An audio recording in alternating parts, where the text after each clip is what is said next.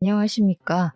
저는 지금 나이를 벌써 40을 넘긴 검은 머리만큼이나 흰머리가 부쩍 많아진 여자입니다.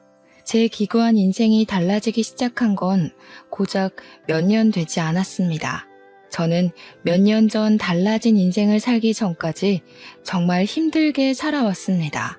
하루하루 눈을 뜨는 게 두렵고 치가 떨릴 정도로 말입니다. 저는 왜 항상 힘든 일은 저에게만 찾아오는지, 제가 전생에 무슨 죄를 지었길래 이 모양 이 꼴로 살아야 하는지 고민이 많았습니다. 저의 지난 인생, 그리고 달라진 제 인생을 차근차근 여러분께 한번 살풀이 하듯이 풀어보려고 합니다. 제 이야기를 끝까지 들어주시고 저의 내일을 함께 응원해주시면 감사하게 생각하겠습니다. 저는 정말 찢어지게 가난한 집의 넷째 딸로 태어나 아무런 지원을 받지 못하고 항상 구박을 받으면서 살아왔습니다. 태어났을 때부터 울면 시끄럽다는 이유로 쫓겨나게 일쑤였고, 제가 할 수 있는 건 부모와 형제 자매의 눈치를 보면서 손가락을 빨아대는 일밖에 할 수가 없었습니다. 항상 구멍이 뚫린 옷을 감추며 입어야 했고, 밖에 나가서 뛰어논다는 건 상상도 할 수 없는 일처럼 여겼습니다. 저는 배가 고플 때도, 마음이 허전할 때도, 구박을 받을까 눈치를 볼 때에도 항상 엄지손가락을 쭉쭉 빨면서 구석에 쭈그려 앉아 있었습니다. 그래서 제 엄지손가락이 약간 기형의 형상을 띠고 있는데, 하도 손가락을 빨아버릇해서 모양이 휘어 이상하게 자란 것입니다. 정형외과에 일찍 가서 치료만 받았어도 제 손가락이 이렇게 이상한 모양으로 자라지 않았을 텐데, 우리 부모는 저를 병원에 데려가는 것을 사치라 여겼습니다. 그 시절이 이런 거 하나 고치지 못하는 낙오된 시대도 아니었는데도 말입니다. 우리 부모가 애를 5이나 낳은 건 아들이 필요해서가 아니었습니다. 그냥 피임에 무지했던 부모는 생기는 대로 아이를 낳아 키운 것이죠. 아니, 키웠다기보다는 낳아놓고 방치를 했다는 표현이 더 어울릴 것 같습니다. 차라리 아들을 낳고 싶어서 어쩔 수 없이 딸을 줄줄이 낳은 것이라면 처지가 덜 슬펐을 수도 있겠다 싶을 정도였습니다. 첫째 오빠는 어릴 때 열병을 심하게 앓는 바람에 소아마비가 와서 몸의 반쪽을 절면서 지내는 사람이었습니다. 몸이 자기 마음대로 움직이지 않았기에 상당히 소심하고 누구든 자기를 도와야 한다고 생각하는 피해의식에 사로잡혀 있는 인간이었습니다. 제가 다른 일을 하느라 첫째 오빠가 움직이려고 할 때 도와주지 못하는 날이라도 생기면 첫째 오빠는 이렇게 사느니 죽는 게 낫겠다면서 부모 앞에서 난동을 부렸습니다. 제일 처음 낳은, 그것도 아들의 입에서 그런 소리가 나온다고 부모는 항상 울면서 저와 다른 형제들을 타박하고 구박을 했습니다. 특히 막내였던 제가 집에 붙어 있었던 시간이 제일 많았기 때문에 부모는 항상 제 탓을 하면서 첫째 오빠를 잘 돌보라고 신신당부를 했습니다. 지금은 몸을 사용하기 힘들어서 아무것도 못하는 중이지만 나중에 의술이 발달하면 소아마비로 반을 절게 된 인간들도 다 고칠 수 있게 될 것이라며 버티라 하셨습니다. 둘째 언니는 아주 멀쩡했고 아주 똑똑했고 아주 당찬 사람이었습니다. 그래서 언니는 20살이 되자마자 집을 떠나 도망쳤습니다. 언니는 고등학교도 나오지 못한 채로 부모 대신 돈을 벌어야 하는 집안의 실질적인 가정이나 다름없는 사람이었습니다. 노예처럼 항상 아침부터 저녁 늦게까지 일을 했고 벌어온 돈을 전부 부모에게 빼앗기는 삶을 살아야 했던 불우한 여자였습니다. 저는 언니보다 훨씬 더 어렸기에 집에서 첫째 오빠의 뒷바라지를 하고 있었고, 언니는 그런 제 몫의 돈까지 벌어오라는 부모의 말에 떠밀려 닥치는 대로 일을 해야 했습니다. 너무나도 필요한 일상에 언니가 시들어버린 풀떼기처럼 나불나불거릴 때서야 이 집을 떠나야지만 살 수 있을 거란 생각이 들었나 봅니다. 저에게만 살짝 도망가라는 말을 남기고 모두들 잠든 새벽에 호련히 사라져 버렸습니다.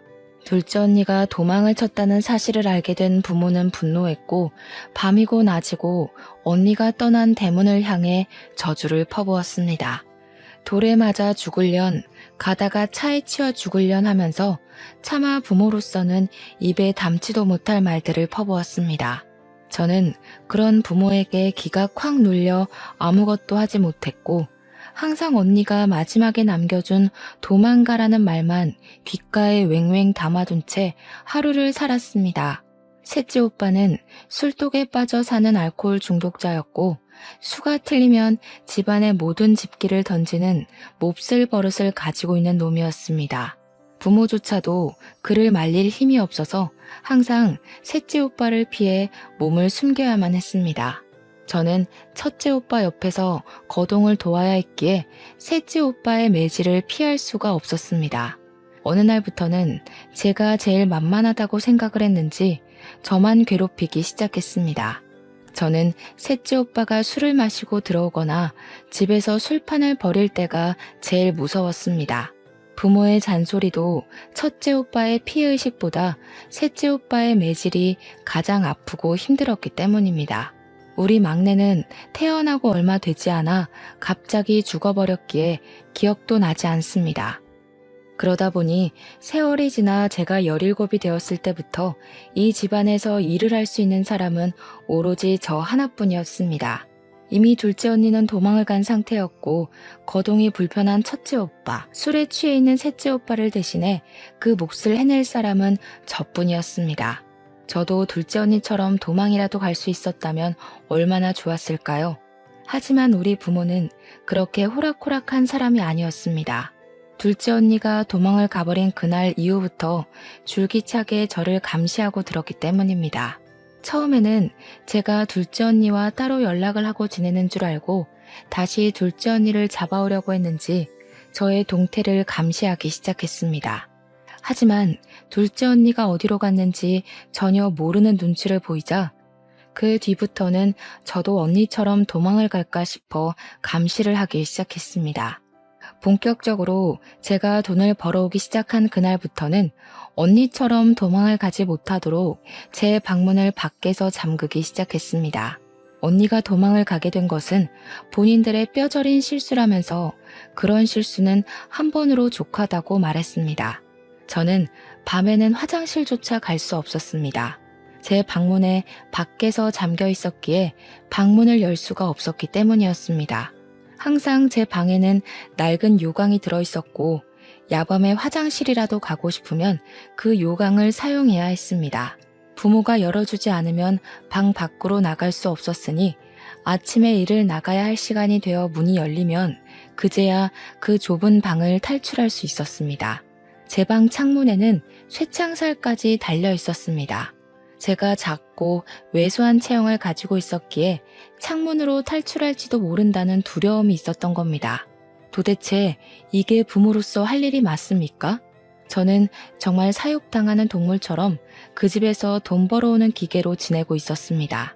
제 나이 26살이 될 때까지도 제대로 된 교육 한 번 받지 못하고 공장에서 내도록 일만 해야 했습니다. 제가 공장에서 도망을 치면 되지 않겠냐 싶겠지만 그럴 수 있었다면 제가 진작 집을 떠나왔겠죠. 공장 주인이 부모님 친구분이셨는데 하루 종일 제 근처에 서서 제가 일하는 모습을 감시하곤 했었습니다. 그들에게 저는 언제든지 도망을 갈 수 있는 존재이기도 했고 배은망덕한 피가 흐르는 불손한 존재이기도 했습니다. 제 변명 같은 건 들을 생각도 없는 사람들이었고 부모는 저를 직접 출근시키고 직접 퇴근시키는 귀찮은 일을 하면서도 제가 도망갈까 쉬지 않고 감시를 했습니다. 공장에서 화장실을 갈 때도 항상 2인 1조로 다녀야만 했고요. 제가 힘듦을 토로할 때마다 더 열심히 하라는 채찍질만 저에게 돌아왔습니다. 그렇게 번 돈은 모조리 우리 부모의 통장으로 꽂혔기 때문에 제 주머니에는 떡볶이를 사 먹을 돈 1,000원도 없었습니다. 매일 똑같은 하루가 반복되다 보니 오늘이 무슨 요일인지도 모르고 살던 어느 날 저에게 뜻밖의 기회가 찾아오게 되었습니다. 공장을 사찰하러 온 본사 직원의 눈에 제가 딱 들어오게 되었던 것입니다. 근속도 매우 좋고 야근이고 특근이고 빠짐없이 참여하고 공장에서 저만큼 오랜 시간 꾸준히 일을 했던 사람도 없었던 것입니다. 제 나이 17살 때부터 일을 시작했으니 10년이나 단 하루도 쉬지 않고 근속을 이어간 아주 성실한 인재였던 것입니다. 그러니 본사 직원이 제 근속을 보고 스카우트 제안을 해온 것입니다. 월급을 올려줄 테니 수도권으로 올라올 생각이 없냐는 것이었습니다. 월급이 지금보다 오른다 한들 제 주머니 속으로 들어오는 것이 아니었기에 제겐 그리 솔깃한 제안은 아니었습니다. 특히 우리 부모는 제가 도망을 가기라도 할까봐 죽어도 안 된다고 했는데 본사 직원은 이상하게도 저에게 집착을 하기 시작했습니다. 본사 직원이 뭐가 아쉬워서 저를 자꾸 데리고 가려고 하는지 이해할 수 없었는데 저도 하루 이틀 생각을 해보니까 본사로 가게 된다면 이 지긋지긋한 생활을 청산할 수 있을 것 같았습니다. 일단 부모의 감시를 피하기 훨씬 쉬워질 테고 부모의 두려움처럼 제가 도망을 갈 수 있는 틈이 생기지 않을까 싶었던 것입니다. 쭉 포기하고 있었던 제 삶에 한 줄기 빛이 들어오는 듯한 착각을 하게 되었습니다. 저는 본사 직원에게 몰래 가고 싶은 마음이 있으니 우리 부모를 조금만 더 설득해달라고 부탁을 했고 본사 직원은 의아해하면서 저희 집을 방문했습니다. 제 의지만 있으면 충분히 수도권 공장으로 옮길 수 있는데 왜 그 나이를 먹도록 부모의 허락이 필요하다고 하는 건지 이해를 하지 못한 것이겠죠. 하지만 본사 직원이 집을 방문해서 부모에게 이야기하러 왔다가 집안 꼴을 보고 무척이나 놀란 것입니다. 술에 취해서 부모도 못 알아보는 둘째 오빠와 몸이 병신인 첫째 오빠, 거기다가 제 방문 바깥에 달린 걸쇠를 보고 얼굴이 점점 굳어가더군요. 당연히 제가 학대를 당하고 있다고 생각을 했던 본사 직원은 바로 경찰에 신고를 했고 경찰이 집에 방문해서 제 방의 걸쇠와 제 방 창문의 쇠창살을 보고 사진을 찍더군요. 제 증언을 토대로 제가 오랜 시간 학대를 당하고 있었다 판단한 경찰은 부모를 고소하자고 했고 저는 든든한 그들을 방패 삼아 부모를 고발하게 되었습니다. 하지만 우리 부모는 예상보다 훨씬 뻔뻔한 사람이었습니다. 재판부에서도 저의 편을 들어주지 않아 감옥에 가지 않고 집행유예로 풀려나게 되었어요. 꼼짝없이 그 집에 갇히게 되겠구나 하고 생각했으나 한 가지 다행인 건 저에 대한 접근 금지 조치가 취해졌다는 것이었습니다. 하지만 우리 부모의 협박은 계속되었습니다. 저와 접근을 할 수 없으니 꾸준히 다른 사람을 통해 수도권으로 올라간다 하더라도 돈을 보내라는 협박을 했습니다. 돈을 보내지 않으면 어떻게 해서든 저를 찾아가 죽여버릴 거라며 협박을 했습니다. 저는 오랜 시간 정서적 학대를 받아왔기에 그런 부모가 무서웠고 시키는 대로 꼼짝없이 할 수밖에 없었습니다. 수도권 공장 기숙사에 들어와 일을 하면서 모아둔 돈은 하나 없었고 밥 한 끼를 사 먹을 돈이 없는 날이 많아서 점심은 공장에서 주는 밥을 먹고 저녁은 물로 배를 채우면서 일을 했습니다. 회식하는 날만큼 즐거운 날이 또 없었죠.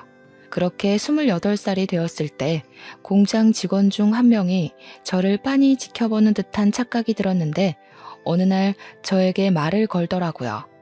혹시 제가 사채를 쓴 건가 싶어서 도울 일이 있을까 해서 말을 걸었다고 하더라고요.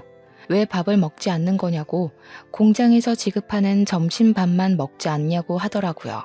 저는 솔직히 부끄러워서 아무 말도 할 수 없었습니다. 공장에서 받는 돈이 꽤 되는데도 불구하고 돈이 없어서 물배를 채운다는 말을 어떻게 하겠습니까? 제가 고개를 푹 숙이고 있자 저녁을 든든하게 먹어야 잠도 잘 오는 거라면서 저에게 고기를 사주겠다고 하더라고요. 퇴근하고 공장 앞에 있는 삼겹살집에 데려가서 밥을 사주시는데 너무나도 감사하더라고요. 그분은 저보다 4살이 많은 남자 선배였는데 저에게 밥을 사주시면서 하는 말이 몇 개월간 제가 자꾸 눈에 밟혀서 저를 지켜봤다고 하더라고요. 저는 남에게 관심이라는 걸 받아본 게 처음이었던지라 너무나도 그 작은 관심이 좋아서 술을 마시고 제 이야기를 줄줄 늘어놓기 시작했습니다. 그러니 깜짝 놀라면서 접근 금지인데다가 찾아올 수도 없는 사람이니 겁을 먹지 말라고, 걱정하지 말라고 하더라고요. 돈을 안 붙여도 되지 않겠냐고, 기숙사 자체도 외부인이 들어올 수 없으니까 급여 통장부터 바꿔버리라고 했습니다. 제 노력으로 번 돈을 왜 가족에게 전부 쏟아붓고 있냐고, 그렇게 한다고 한들 그 사람들이 감사할 것 같냐고 하면서 미련하다 하더라고요. 제 통장이랑 카드를 부모가 들고 있다고 하니 통장을 새로 발급받아서 급여 통장을 바꾸면 된다고, 어려운 일이 아니라고 했습니다. 저는 부모가 원하는 대로만 살아왔기 때문에 그런 사실을 하나도 몰랐던 것이었습니다. 저는 결국 그 선배의 도움으로 통장을 새로 발급받을 수 있었고, 새 통장으로 월급 통장 또한 교체를 하게 되었습니다. 선배는 저에게 휴대폰 번호도 바꿔버리는 것이 좋겠다고 했고, 인터넷에 들어가서 손쉽게 번호도 바꾸어 주었습니다. 그리고 경찰서에 다시 찾아가서 접근금지 연장 신청을 하라고 하더군요. 저는 접근금지 연장 신청이라는 게 있는지도 몰랐기 때문에 경찰서에 찾아가 이것저것 물어보았고, 학대 이력과 집행유예 기간을 인정받아 접근금지 기간을 연장시킬 수 있었습니다. 그 모든 일이 일사천리로 이어지자 부모는 공장으로 전화를 해서 저를 당장 바꾸라고, 고향으로 내려오게 하라고 난리를 쳤습니다. 하지만 부모의 생때는 저에게나 통했던 것이지 남들에게는 그냥 정신 나간 진상인간들로밖에 보이지 않았던 것입니다. 제가 처한 상황을 미리 공장 측으로 말을 해두고 본사 직원이 경찰서에 신고를 했던 이력과 소문이 공장에 떠돌고 있었기에 부모가 저에게 직접적으로 연락할 수 있는 방법은 존재하지 않았습니다. 거기다가 접근금지 명령을 어기게 되면 집행유예 기간이라 가중처벌을 받을 수 있어서 부모가 함부로 절 찾아오지 못했습니다. 하지만 우리 불도저 같은 부모는 몇 번이나 공장 앞으로 저를 찾아왔어요. 물론 저를 만나지는 못했습니다. 공장 특성상 관계자 이외에는 출입이 금지되어 있었기 때문에 부모는 허공에 대고 제 욕을 하고 사라지는 일밖에 할 수 없었네요.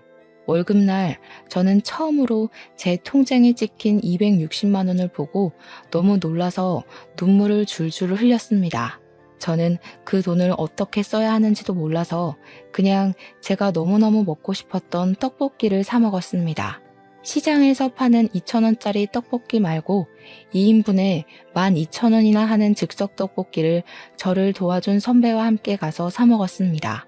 선배는 저에게 참으로 힘들게 살았겠다면서 그동안 고생했다고 저의 처지를 안타까워하면서 위로도 해주었습니다. 본인은 홀어머니와 둘이 살고 있는데 자기도 참 힘들게 살았었던 과거가 있어서 제가 사채 빚에 쪼들리고 있는 줄 알았다고 했습니다.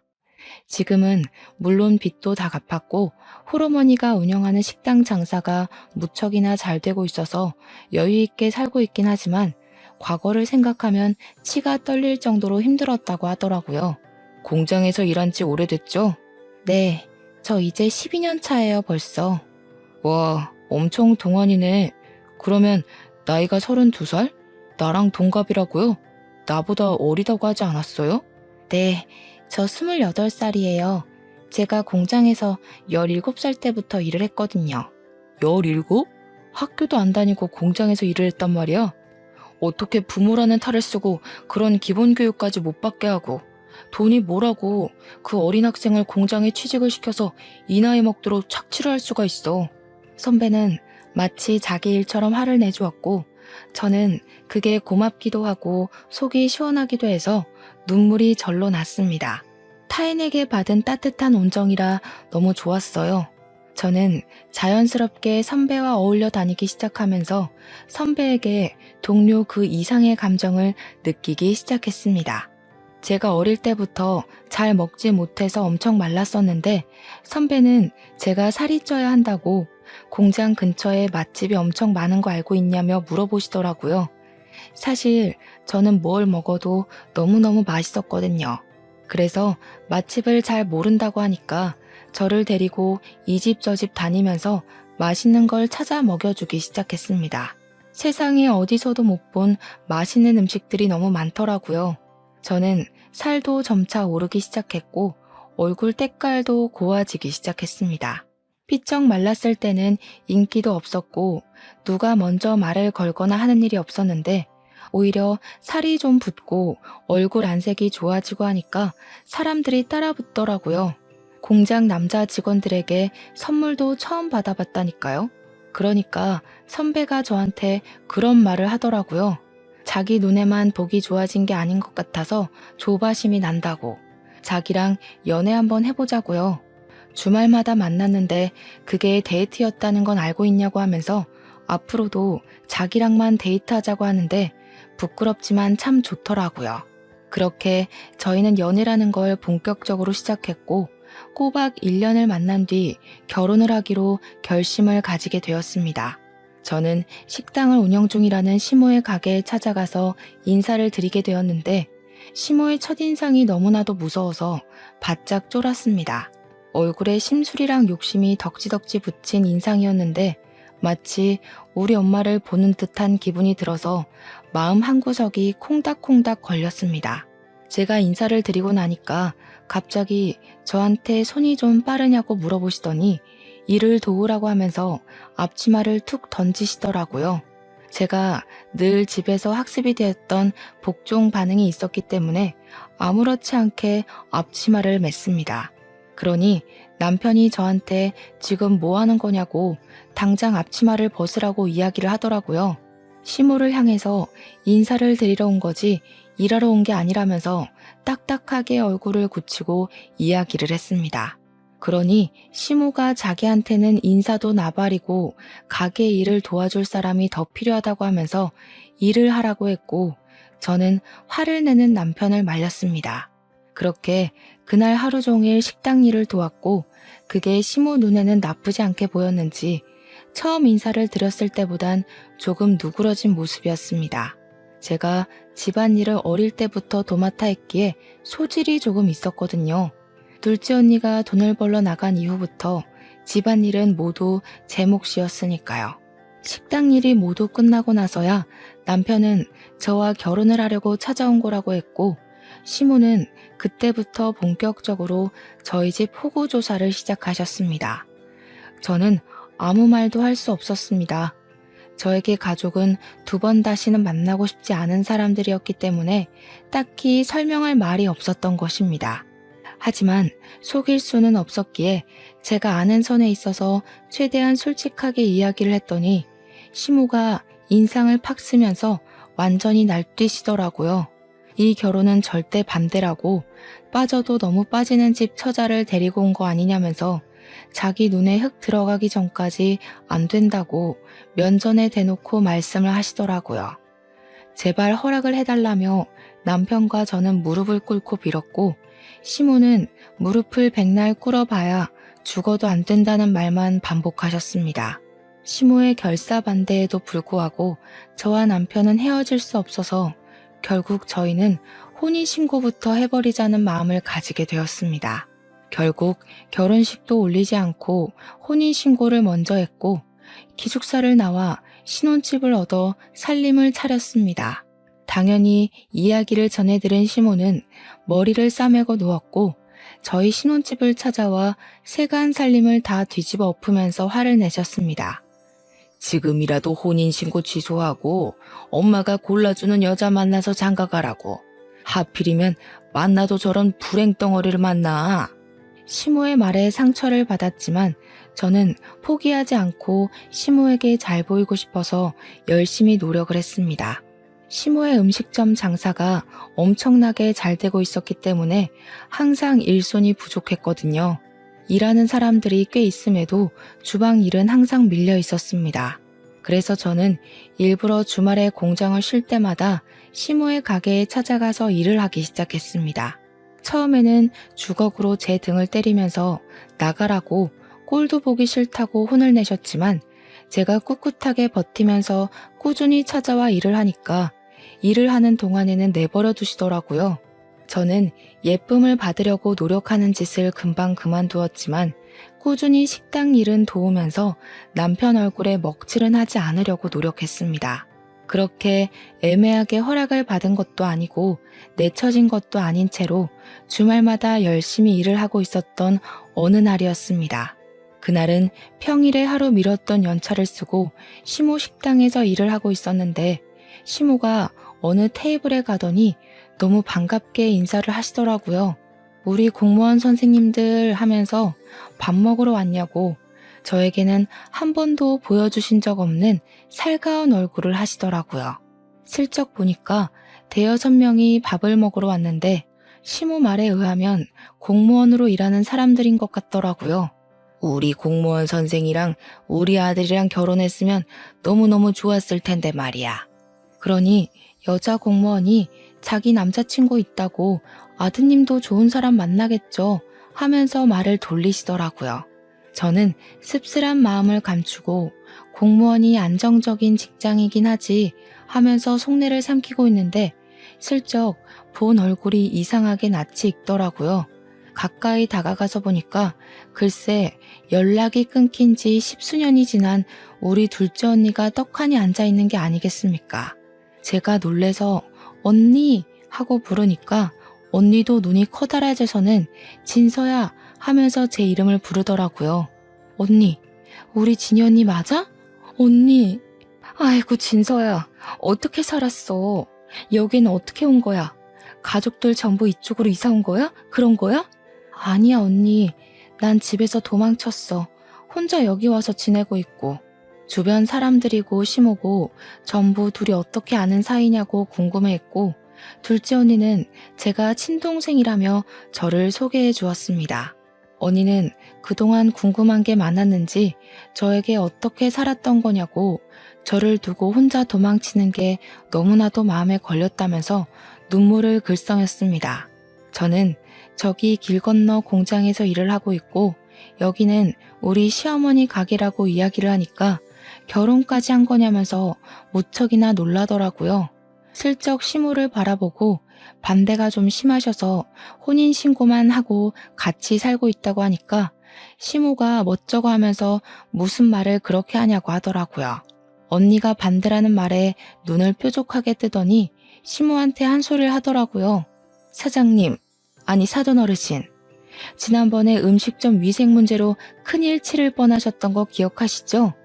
그거 저희 공무원들이 지역 발전을 위해서 주위 상권들 전부 최대한 유하게 마무리해드렸고요. 그러니 시모가 우리 언니한테 쩔쩔매면서 잘 알고 있다고 이야기를 했습니다.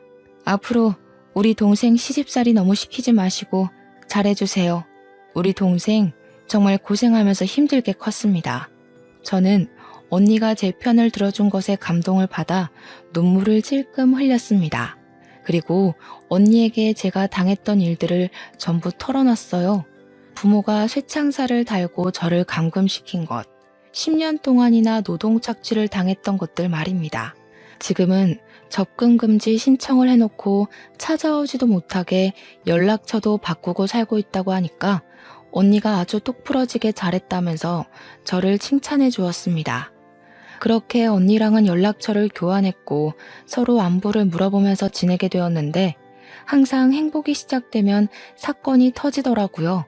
제가 일을 하는 공장에는 여러 가지 조가 있었는데 저는 주 5일만 일하는 주간조였고 남편은 교대 근무를 하고 있었습니다. 남편이 그날은 밤 9시쯤 퇴근을 하는 날이라서 저녁 식사를 미리 준비해 놓고 남편을 기다리고 있었습니다. 평소보다 30분 일찍 8시 반쯤 현관벨이 울리길래 남편이 일찍 퇴근을 했나 싶어서 별 의심 없이 문을 열었는데 우리 부모가 떡하니 대문 앞에 서 있더라고요. 저는 놀래서 문을 닫으려고 했지만 부모가 한 발 더 빨랐고 제 머리채를 쥐어뜯으면서 문을 열고 밀고 들어왔습니다. 저한테 망할 년이니 못돼 처먹은 년이니 하면서 저를 막 이리저리 끌고 내동댕이 치고 발길질을 시작했습니다. 당신들 지금 접근금지 명령을 어긴 거야. 내가 경찰에 신고할 거야. 참나, 너 시간 개념 없는 건 여전하구나. 그거 어제 끝났어 멍청이야. 제가 결혼을 하고 접근금지가 끝나가는 걸 체크하지 못했던 것입니다. 신혼생활이 즐겁고 주말이고 평일이고 일하느라 바빠서 신경을 쓰지 못했던 거죠. 저는 망연자실한 기분을 맛보게 되었습니다. 미리미리 연장을 했어야 했는데 제가 너무 바보같이 행복감에 젖어 지냈던 것이었죠. 너 혼자 이런 집에서 잘 먹고 잘 살면 장땡인 줄 알아? 너 부모가 네 오빠들이 어떻게 지내는지도 모르고. 그러지 말고 당장 짐 싸. 당장 내려가게. 도대체 내가 여기서 지내는 건 어떻게 알고 찾아온 거야? 등본만 떼도 싹 다 나오는 걸 아직 모르고 살았니? 내가 가긴 어딜 가. 여기가 내 집이야. 나 결혼도 했고 이제 당신들이랑 같이 살면서 노예처럼 굴지 않을 거야. 나도 내 인생을 살 거라고. 제가 악다구니를 쓰는 사이에 우리 남편이 퇴근을 해서 집으로 돌아왔고 집안 꼴을 보고는 놀래서 거실로 들어왔습니다. 제가 주저앉아서 엉엉 울고 머리는 산발해서 있으니까 남편이 저에게 다가왔는데 그 순간 우리 아빠가 남편의 뺨을 세차게 쳤습니다. 네가 우리 딸을 꼬여낸 못된 놈이냐면서 소리를 지르고 남편은 이거 다 폭력이라고 신고하겠다고 맞서 싸웠습니다. 경찰을 부르겠다는 소리에 부모가 덜컥 겁을 먹었는지 잠시 조용해지더라고요. 자기들이 한 일이 불법적인 일이라는 걸 잘 알고 있는지 말로 하자고 하더니 남편과 저에게 무리한 요구를 시작했습니다. 우리도 돈만 꼬박꼬박 보내주면 이럴 일 없어. 매달 200만 원씩만 보내주면 우리도 조용히 고향 내려가서 살게. 도대체 200만 원이 네 집 개 이름입니까? 제가 한 달에 버는 돈이 잔업 다 해야 260만 원인데 어디서 200만 원을 달라고 하는 건지. 저는 절대로 못 준다고 날강도가 따로 없다고 바락바락 대들었습니다. 우리 남편도 제 의견에 동의를 하는지 그렇게는 드릴 수 없다고 이야기를 했습니다. 그러니 부모가 저를 낳고 키움값 받는 건데 뭐가 문제냐고 당당하게 말을 하는데 도대체 저를 키우는데 돈을 얼마나 썼다고 그런 말을 하는 건지 어이가 없더라고요. 손가락을 하도 빨아서 기형인 것도 매번 구멍난 누더기 옷만 입었던 것도 전부 물려받은 건데 저에게 드린 돈이 도대체 얼마인지 저도 궁금하더군요. 결국 남편이 경찰에 신고를 하겠다고 나서자 일단 본인들은 고향으로 내려갈 테니 돈은 꼬박꼬박 보내라면서 자기들 할 말만 하고 사라지더라고요. 저는 결국 서러운 마음에 언니에게 이 이야기를 했고 언니는 저에게 등본 열람을 막아놨어야 하는 거라고 이야기를 해주었습니다. 저는 몰랐는데 가족 간에도 등본 열람을 하지 못하게 막는 방법이 있다고 하더라고요. 그러면 주소지도 감출 수 있다고요. 언니가 공무원이었기에 그런 부분은 빠삭하게 알고 있었던 겁니다. 언니가 대신 처리를 해주겠다고 해서 저는 언니에게 모든 일을 맡겼습니다. 그래도 이미 집이 들통이 났기 때문에 다시 찾아올 방법은 얼마든지 있었죠. 이를 어찌해야 하나 고민을 하다가 저희는 결심을 했습니다. 일찍 전세를 빼고 시댁에 들어가서 살기로 말입니다. 시모는 저를 보면서 별 지랄을 다 하게 만든다고 구박을 주었지만 저희가 먼저 살아야 하지 않겠습니까? 언제든지 부모가 저를 찾아와서 난동을 부릴 수 있다는 불안감을 가지고 살고 싶지 않았습니다. 그렇게 몇 주간 조용히 지내는 듯 했는데 제가 돈을 보내지 않자 부모가 또 찾아오고 말았습니다. 집을 찾아가도 사람 사는 냄새가 나지 않자 저희가 어디에 사는지를 알아내기 위해서 공장 앞에서부터 대기를 타고 미행을 하기 시작했던 것입니다. 저는 일찍 퇴근을 해서 부모와 마주치지 않았는데 우리 남편은 교대조로 근무하고 있었기 때문에 부모가 남편을 발견하고 미행을 했던 것입니다. 우리 남편은 그걸 집에 돌아오는 중간쯤에 눈치를 챘고 바로 시댁으로 오지 않고 빙빙 돌면서 부모를 따돌리려고 했습니다. 그러다가 결국 차도 앞에서 미행을 눈치챈 남편을 붙잡고 돈을 내놓으라며 실랑이가 벌어지게 되었던 것입니다. 우리 아빠가 계속해서 돈을 못 주겠다고 강짜를 부리자 열이 받아 남편을 확 밀쳤는데 그대로 도로에 떠밀리면서 사고가 난 것입니다.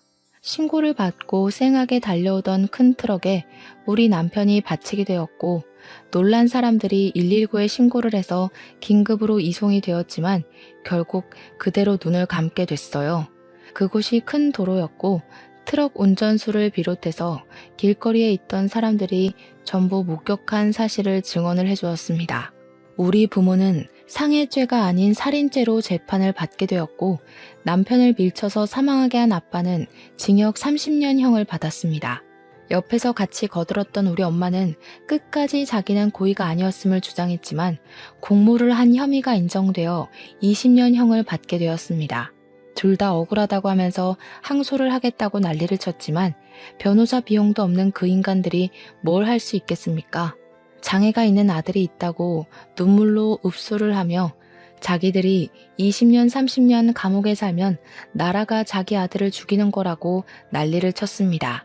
하지만 법원에서는 보호시설로 아들들을 옮기면 되지 않겠냐는 결정을 내리고 받아주지 않았습니다. 거기다가 저를 학대하고 접근 금지가 끝나자마자 저를 찾아와 난동을 부렸던 점까지 연결이 되면서 가중처벌을 받게 되었습니다. 하지만 그런 처벌을 받았다고 제 마음이 누그러지거나 풀리는 것은 전혀 없었습니다. 저는 하루아침에 남편을 잃은 과부가 되었고 하루하루 눈을 뜨는 게 괴로웠습니다. 더욱더 괴로웠던 건 제가 시댁에서 시모와 함께 지내고 있었다는 사실이었습니다. 시모는 하나뿐인 아들을 저 때문에 잃게 되었다면서 저를 볼 때마다 분노에 가득 차 있었습니다. 제가 죽었어야 했는데 자기 아들이 죽었다며 저를 원망했습니다. 하지만 가해자가 제 부모인데 제가 뭘 어쩌겠습니까? 저는 하염없이 눈물만 흘렸죠.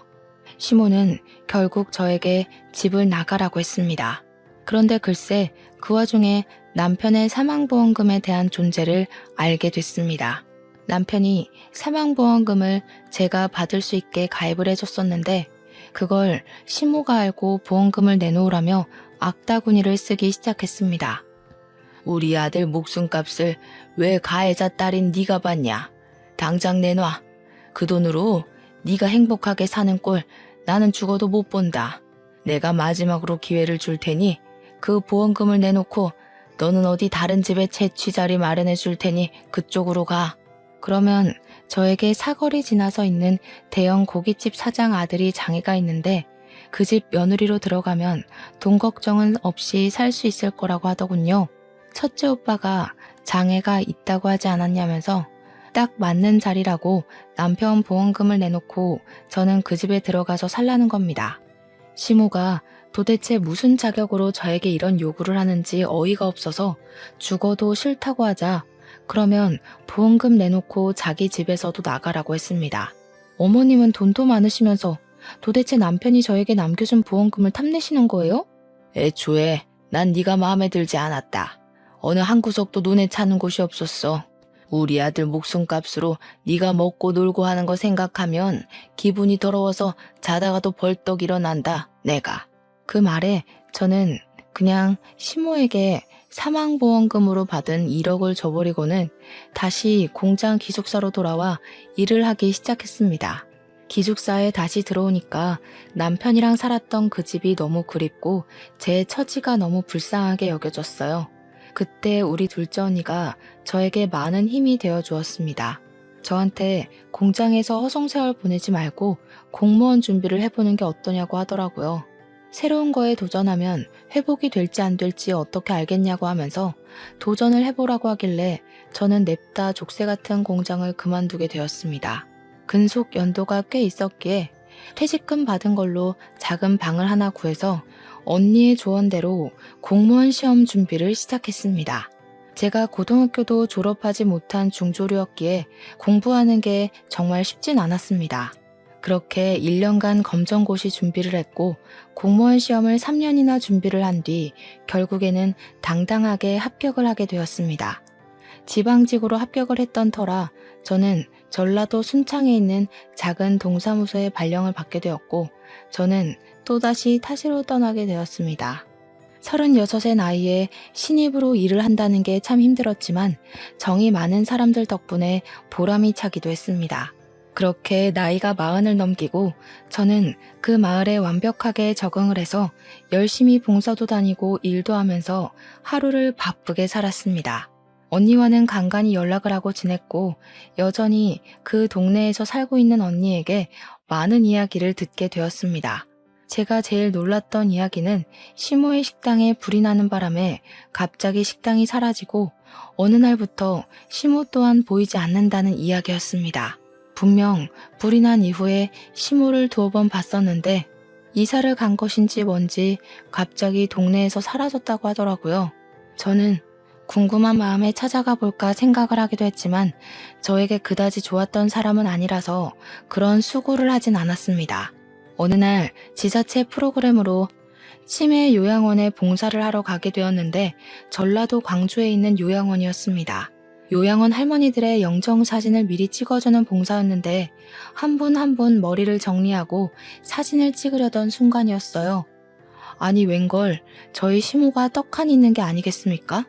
너무 놀란 나머지 꾸민 장비를 죄에 놓치고 말았죠. 경기도에 있어야 할 시모가 왜 전라도에 있는지도 궁금했습니다. 요양보호사에게 물어보니까 이야기를 해주더군요. 김할머니요? 치매로 보호소를 전전긍긍하다가 여기로 오게 되었다고 하더라고요. 가족도 없고 며느리가 하나 있다고 하던데 등본 열람도 안 되게 해놔서 연락도 못했고요. 그 며느리가 바로 저 아니겠습니까? 시모가 치매라는 것도 너무나도 놀라웠습니다. 증상이 꽤 심해서 아예 기억을 못한다고 하더라고요. 저는 시모에게 다가가서 혹시 저를 알아볼까 싶어서 물어보았습니다. 혹시 저 알아보시겠어요? 너, 자개장, 건드리지 마. 너 자개장. 저는 자개장을 외치는 시모의 증상이 정말 심하구나 싶었습니다. 그런데 갑자기 시모가 까만 동공으로 저를 빤히 보더니 누구세요? 하더라고요. 참 치매라는 게 무서운 거더군요. 한편으로는 짠한 마음도 들었고요. 32살부터 40이 훌쩍 넘은 시간까지 남편을 묻고 잘 살고 있었다고 생각했는데 시모를 보니까 또 남편 생각이 나더라고요. 치매로 모든 걸 잊게 된 시모가 부럽기도 했습니다. 그렇게 8개월이라는 시간이 지나는 동안 가끔 시모를 들여다보러 요양원에 찾아갔었는데 시모가 죽었다는 연락을 받게 되었고 저는 장례식에 참석을 했습니다. 제가 며느리였으니 사망신고도 하고 정리할 게 더 없나 시모의 통장을 살피는데 현금이 한 푼도 없더라고요. 이상했죠. 제가 남편 사망보험금도 1억이나 던지고 나왔고 시모 식당 장사가 꽤 잘 돼서 현금이 많았거든요. 거기다가 불이 나서 식당이 전소됐으니 화재보험 보상금도 받았을 거고요. 통장에 돈이 없으니 정리할 것도 없겠다 싶었는데 문득 시모 집이 생각이 나더라고요. 갑자기 치매 증상이 왔으면 집 정리도 못했겠다 싶어서 하루 연차를 내고 경기도에 있는 시모 집을 찾아가니 정말 뽀얗게 먼지가 쌓여 있었습니다. 내부 정리를 하고 집도 팔아야겠다 싶어서 정리를 시작했는데 구석에 자개장이 있는 게 아니겠습니까? 시모가 저를 보고 자개장 했던 것이 생각이 나서 이리저리 보니 자물쇠로 입구가 잠겨 있던 것이 녹이 많이 쓸어 살짝만 힘을 줘도 열리더라고요. 근데 그 자개장 안에 글쎄 현금 다발이랑 금귀가 있는 게 아니겠습니까? 저는 너무 놀라서 입을 떡 벌렸습니다. 시모가 은행도 못 믿은 건지 돈이 생기면 전부 금으로 바꾸고 현금을 다발로 모아서 넣어두었던 겁니다. 거기에는 남편의 사망보험금과 화재보험금까지 다 있는 듯 했습니다. 1kg짜리 금괴가 10개는 넘게 있었거든요. 저에게 마지막에 자개장이라고 외친 게 저에게 이걸 주려고 했던 건지 절대 뺏기지 않겠다고 한 건지는 모르겠지만 저는 그것들을 전부 들고 나왔습니다. 우리 남편의 목숨값을 찾았다고 생각하니 차마 쓰진 못하겠더라고요. 그래서 저는 제 노후 자금이라 생각하고 아껴 쓰고 남은 돈을 억울한 사람들, 저처럼 가족들에게 피해를 입은 사람들을 위해 사용하기로 마음을 먹었습니다. 제 기구했던 인생이 그 지기장 하나로 달라지기 시작했고 저는 그 이후 매년 기부를 하면서 지내고 있습니다. 지옥과도 같았던 인생이었지만 끝은 이렇게 꽃 만개하는 봄처럼 다가왔어요. 저는 저처럼 피해를 입은 사람들에게 희망이자 용기가 되길 바라는 마음으로 진심을 다해 봉사하고 기부할 생각입니다. 여러분들도 욕심 부리지 않고 좋은 뜻으로 사람을 대하면 언젠간 봄날이 오지 않을까요? 아무튼 제 긴 사연 들어주신 여러분 정말로 감사합니다. 좋은 하루 보내세요.